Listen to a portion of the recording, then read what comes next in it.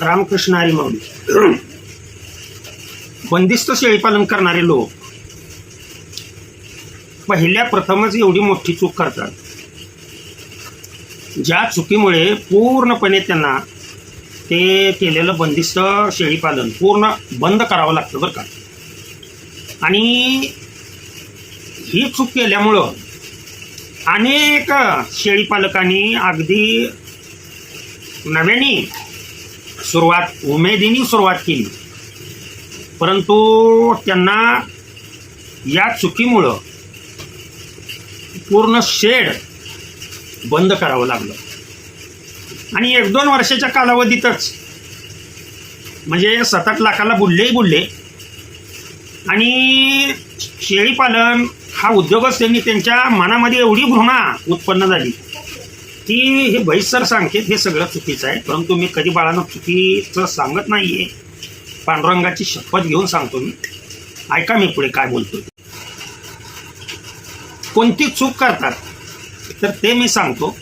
प्रथम,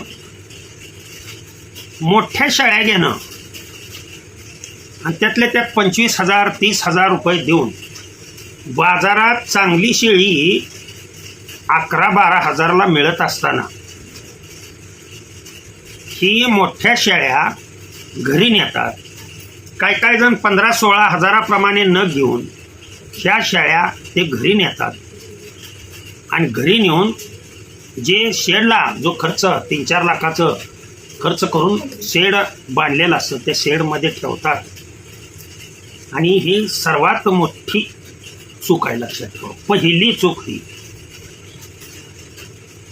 कारण ती शेळी एक तर बाजारातून तुम्ही घेतल्यामुळं बाजारात चांगला माल कधीच येत नाही, पहिली महत्त्वाची गोष्ट. मग म्हणाल की सर आम्ही बाजारातून नाही हो, आम्ही शेडमधून शेळ्या घेतल्या होत्या किंवा आम्ही बाहेरून शेळ्या मागवल्या होत्या, तरीसुद्धा आम्हाला हा तोटा आला. अहो, शेडवर शेळ्या कोणत्या येतात? शेडवर शेळ्या कोणत्या येतात? याच्यामध्ये जे व्यापारी लोक आहेत, लक्षात ठेवा, हे व्यापारी लोक काय करतात, बाजार फुटेपर्यंत थांबतात. नीट लक्ष द्या मी काय म्हणतो. या लोकांचा तुम्हाला अनुभव घ्यायचा असेल तर प्रत्यक्षात तुम्ही बाजारामध्ये जावा आणि अगदी 13-14 हजाराची शेळी हे 5 ते 6 हजाराला घेऊन येतात. आपल्याच शेळ्यामध्ये मिसळतात आणि सांगतात ही शेळी पूर्णपणे बंदिस्त मधली आहे. त्या शेळीला आठवड्याभरामध्ये काय होत नसतं, लक्षात ठेवा. आणि आपला अंधविश्वास इतका असतो त्या व्यक्तीवरती, कारण व्हिडिओच्या माध्यमातून या व्यक्तीने बाजार सुरू केलेला आहे. अनेक व्यक्ती असा मार्केटमधून माल आणायचा, जरा वेगळा रंग दिसला की ही उत्तर प्रदेश UP मधून आणली, ही राजस्थानवरून आणली, अशा काहीतरी भूलथापा मारायच्या. आणि हे आपल्याकडं वर्ष झालं आहे. वास्तविक पाहता 1 महिनासुद्धा शेळी ती त्यांच्याकडं नसते, नुकतीच बाजारातून आणलेली असते, शॅम्पू वगैरे लावून त्यांनी धुतलेली असते आणि ती 5-7 हजाराला आणलेली शेळी तो बरोबर 18-19 हजाराला तुमच्या गळ्यामध्ये घालतो. खाली 2 पिल्लं बी असतात. तुम्ही विचार करता, अरे 16-17 हजार रुपये गेले तर जाऊ द्या, खाली 2 पिल्लं आहेत. ही पिल्लं आपण 3-4 महिन्यामध्ये भैसर जसे सांगते तसे 12-13 हजार रुपयाला ही दोन्ही पिल्लं विकून आपली शेळी आपल्या पदरात पडते.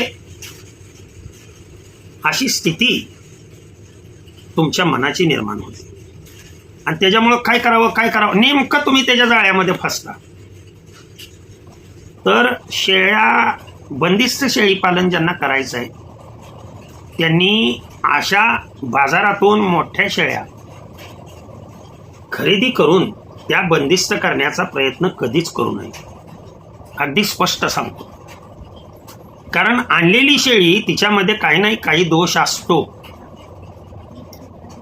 तुम्ही म्हणाल सर काय करावं मग? हा प्रश्न सर्वांच्या मनात आहे. सर तुम्ही सांगा आम्ही काय करावं, आम्ही काय केलं पाहिजे की जेणेकरून आम्हाला त्याच्यामध्ये यश मिळेल. सांगतो ऐका पुढे. एका शेळीला तुम्ही, मोठ्या शेळीला लक्षात ठेवा, चांगल्या पद्धतीची जर शेळी घ्यायची म्हटलं तर 20,000 पर्यंत अतिशय चांगली उत्कृष्ट शेळी 15,000पासून ते 20,000पर्यंत मिळते. आणि तिथे तुम्ही नेमकं पण त्याला जवळजवळ 7-8 हजार रुपये फायदा होतो, लक्षात ठेवा. आणि तसली मरतुंगडी शेळी तो तुमच्या गळ्यात घालतो. तर तसं करू नका. 20,000ची एकच मोठी शेळी घेण्याच्या ऐवजी, लक्ष द्या मी काय सांगतोय त्या गोष्टीवरती, जरा धीर असू द्या मनामध्ये. लगेच तूप खाल्लं की लगेच रूप येत नसतं. हे जवळजवळ आता 24 वर्ष पूर्ण होऊन 25व्या वर्षात मी शेळीपालनामध्ये, म्हणजे माझा प्रवास जवळजवळ शेळीपालन मेंढीपालनामधील प्रवास हा जवळजवळ 24-25 वर्षाचा आहे. आणि आमच्या घरी लहानपणापासून शेळी मेंढी असल्यामुळं, कालांतराने आम्ही शिक्षणासाठी बाहेर गेल्यामुळं, शिक्षणाला पैसे नसल्यामुळं त्या शेळ्या मेंढ्या विकून आमची शिक्षणं केली घरच्यांनी. परंतु तो जो लहानपणीचा जो वारसा आहे किंवा लहानपणीचा आजोबाला दिलेलं वचन, हे पूर्ण करण्यासाठी आम्ही सुरुवात फार वेगळ्या पद्धतीनं शेळीपालनाला केली. तुम्ही कशा पद्धतीनं करावी?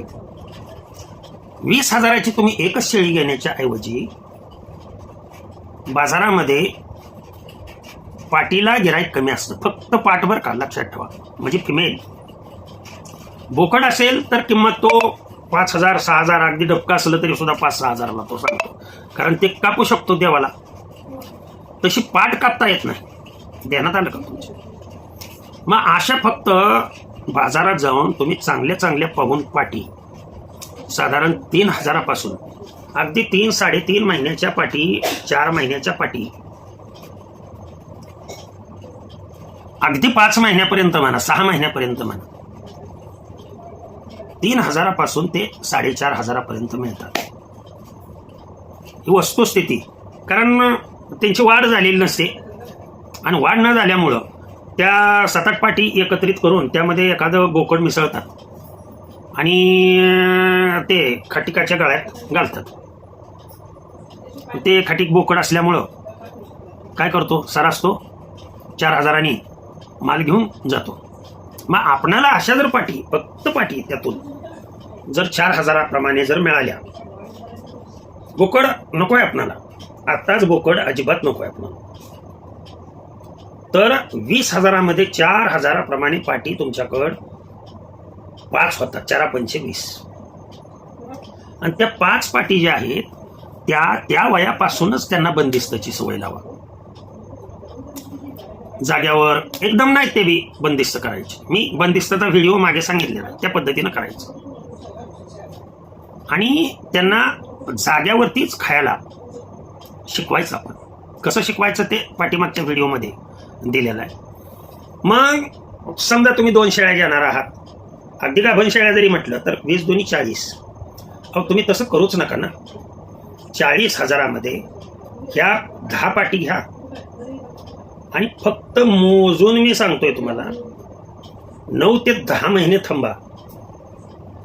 त्या 9 ते 10 महिन्यामध्ये जर व्यवस्थित प्युअर जातीच्या पाटी असतील तर 9 ते 10 महिन्यामध्ये तुम्हाला ही 10, कमीत कमी 10 पिल्लं, आणि चांगल्या जातीची असेल तर ती पहिल्या आतापासूनच 2-2 पिल्लं द्यायला सुरुवात करते. अगदी 6 महिन्यापर्यंतच्या पाटी जर घेतल्या तर या पाटी, आपल्या देशी पाटीबद्दल बोलतोय. तुम्ही जर बिटलची पाटी घ्यायचं म्हणलं, घेऊच नका बिटलची पाट. ती बिटलची पाट घेऊन ती वळूबाईल सांभाळायचं का आपल्याला? ज्यांना लवकर यशस्वी व्हायचं आहे त्यांनी गावरान म्हणजे उस्मानाबादी शिवाय पर्याय नाही, लक्षात ठेवा. आणि तिला क्रॉस करण्यासाठी बोकड हा मग कोणत्या प्रकारचा घ्यायचा, त्या बोकडाचे व्हिडिओ मी अनेक तुम्हाला दिलेले. अगदी कमी 40,000 भांडवलापासून तुम्ही हा धंदा सुरू करू शकता. लक्षात ठेवा. 10 पिल्ला आहेत, त्यातली 10 पिल्लामधली समजा 5 बोकडं झाली, 5 पाटी झाल्या, तर त्या 5 पाटी राहू द्या घरीच. म्हणजे पुढच्या वेळेला तुमच्या 15 शेळ्या तयार झाल्या. घरी माल तयार करा. हा उगं बाजारात तुम्हाला दिसतंय खात्रीचा माल नाही, आपण तयार केलेला माल हा खात्रीचा. आलं का लक्षात? आणि असा माल स्वतः आपल्या फार्मवरती तयार करा. 5 बोकडं जे आहेत ते पुन्हा एक 4-5 महिने त्याची वाढ कशी करायची वगैरे ते दुसऱ्या व्हिडिओमध्ये दिलेलं आहे. ते 5 जावा अगदी 5 महिन्यामध्ये 5-6 हजाराला गेले तरी सुद्धा 20-25 हजार रुपये तुमचे उभा राहतात. लक्षात ठेवा. म्हणजे तुम्हाला वर्षभर दम काढावा लागतो. मात्र त्यासाठी 9 ते 10 महिने दम काढावा लागतो. आणि एवढा दम ज्यांच्याकडे आहे त्यांनीच बंदिस्त शेळीपालन करावं. लगेच जर फळाची अपेक्षा करत असाल तर ही सर्वात मोठी चूक तुम्ही करता. जसं कोणताही रोग बरा होण्यासाठी कालावधी लागतो.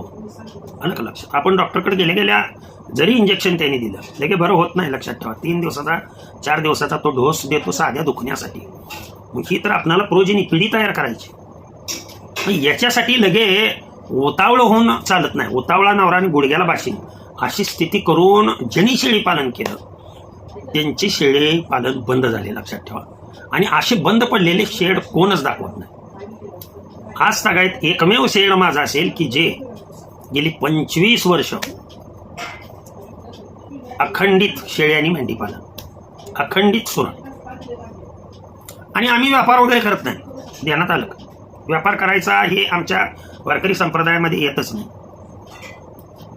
जे आहेत ते लोक अगोदरच बुक करून जातात, पैसे देऊन जातात.